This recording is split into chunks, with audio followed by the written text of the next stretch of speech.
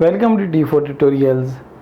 Electronic record keeping related MCQs जो कि computer की बेसिक स्टडीज़ से रिलेटेड जब भी MCQs पूछे जाते हैं तो ये एक इंतहाई इम्पोर्टेंट पार्ट होता है, ख़ुसूसन पब्लिक सर्विस कमीशन के एग्ज़ाम्स में।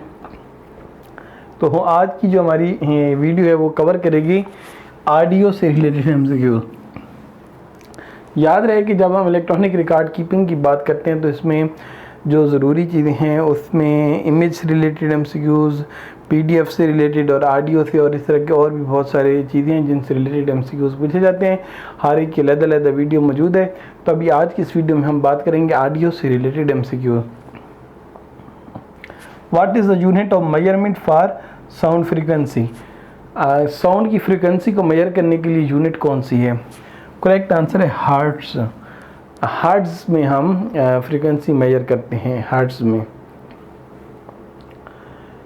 Which audio file format is known for its lossless compression? Lossless compression की वजह से कौन सा ऑडियो फाइल फॉर्मेट बहुत ज़्यादा मशहूर है? करेक्ट आंसर है FLAC, फ्लैक। अच्छा, कुछ और भी ऑप्शंस हैं, इनके बारे में भी आपको पता होना चाहिए। अक्सर जब पूछे जाते हैं तो MP3 stands for MPG1 Audio Layer 3. AAC stands for Advanced Audio Coding. WAV stands for Waveform Audio File Format. FLAC stands for Free Lossless Audio Codec. तो ये जो हैं कुछ ऑडियो की फाइल्स के फॉर्मेट्स हैं, एक्सटेंशंस कह लें, टाइप्स कह लें, तो इनके बारे में आपको पता होना चाहिए। ये अक्सर पब्लिक सर्विस कमीशन के इम्तिहान में पूछ लिया जाता है। What does the term bit rate refers to in digital audio? Bit rate से क्या मुराद है?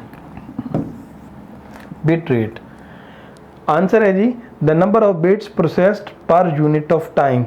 एक यूनिट ऑफ टाइम में जितने बिट्स ट्रांसफ़र होते हैं उसे हम बोलते हैं bit rate.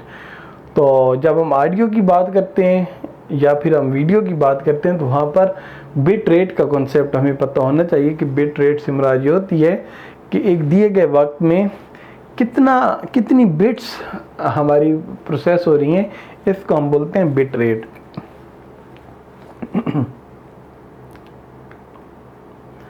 Which device is commonly used to convert analog sounds into digital audio? Analogue audio को डिजिटल ऑडियो में कन्वर्ट कैसे किया जाता है?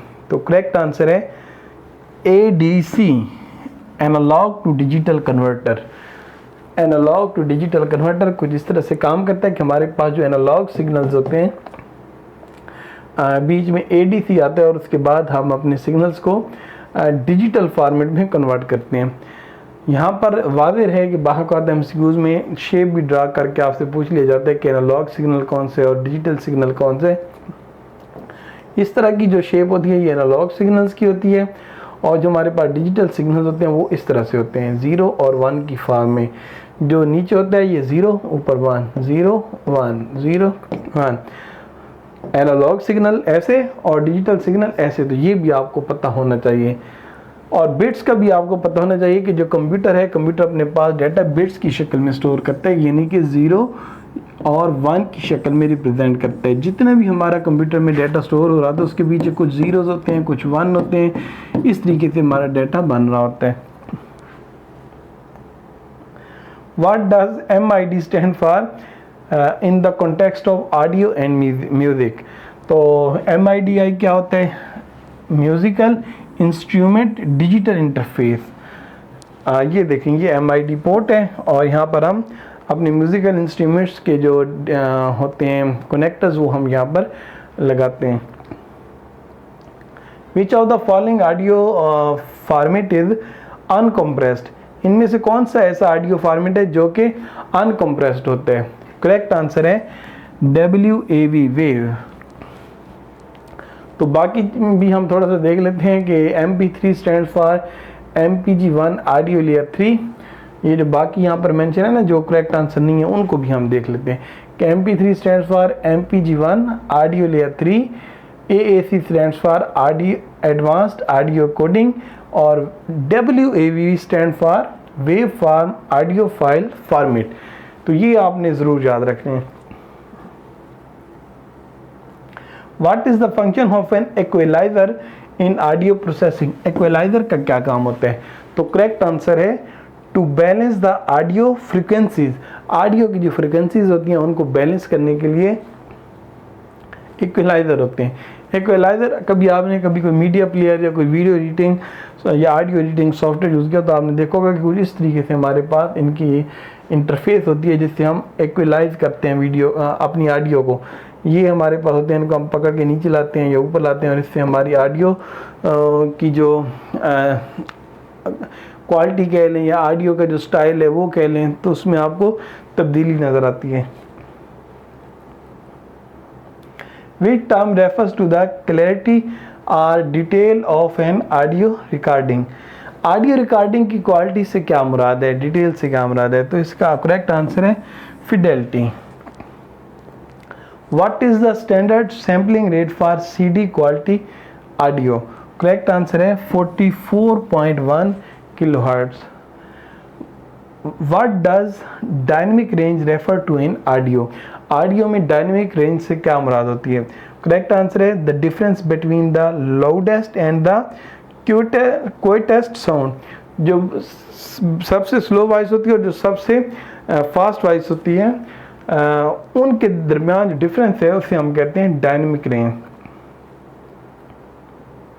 Which of the following is an example of a lossy audio format? इनमें से कौन है जो कि लूजी ऑडियो फॉर्मेट रखता है? करेक्ट आंसर है MP3। MP3 बहुत मशहूर ऑडियो फॉर्मेट है जिससे आप लोग वाकिफ़ भी होंगे। MP3 से भी आप वाकिफ़ होंगे, MP4 से भी वाकिफ़ होंगे। तो चलें आगे चलते हैं। What is reverb in audio terms? Audio की रिवर्बिंग से क्या मुराद है? The reverberation effect in a room। आपने कभी देखा होगा कि आप किसी बहुत बड़े से हाल में मौजूद हैं, आप बोलते हैं तो आपको आपकी आवाज़ दीवार पर टकरा कर वापस आती सुनाई देती है, तो इसी को हम बोलते हैं रिवर्ब। तो ये आपको पता होना चाहिए। Which microphone type is typically use for studio recording due to its high fidelity? Correct answer है कंडेंसर माइक्रोफोन। जो हमारे पास कंडेंसर माइक्रोफोन होते हैं तो वो हम इस मकसद के लिए यूज़ करते हैं। What is the purpose of a compressor in audio production? Compressor का क्या काम है? आंसर है to increase the volume of cute sounds and decrease the volume of loud sound। जो हमारे पास बहुत स्लो वॉइस होती है उसको हम तेज़ करते हैं और जो बहुत तेज़ वॉइस होती है उसको हम स्लो करते हैं। किसकी मदद से? ऑडियो कंप्रेसर की मदद से। तो ये थे ऑडियो से रिलेटेड MCQs जो कि आपको पता होने चाहिए। इसके अलावा इमेजेस, PDF, मल्टीमीडिया और इंटरनेट पे डाटा कैसे हम इलेक्ट्रॉनिक रिकॉर्ड कीपिंग कैसे करते हैं, इन तमाम से रिलेटेड MCQs T4tutorials.com पर भी मौजूद हैं जिनके लिंक वीडियो की डिस्क्रिप्शन में मौजूद हैं। और इन तमाम से रिलेटेड हमारे इस चैनल पर वीडियोस भी मौजूद हैं जिसमें तमाम MCQs को एक्सप्लेन किया गया है। तो अगर ये वीडियोस आपको पसंद आ रही हैं तो चैनल को सब्सक्राइब करके चैनल के साथ ज़रूर जुड़ें और कमेंट ज़रूर किया करें, क्योंकि आपके कमेंट से ही मुझे पता चलता है कि मुझे नेक्स्ट कंटेंट किस चीज़ पर बनाना चाहिए। शुक्रिया, खुदा हाफिज़।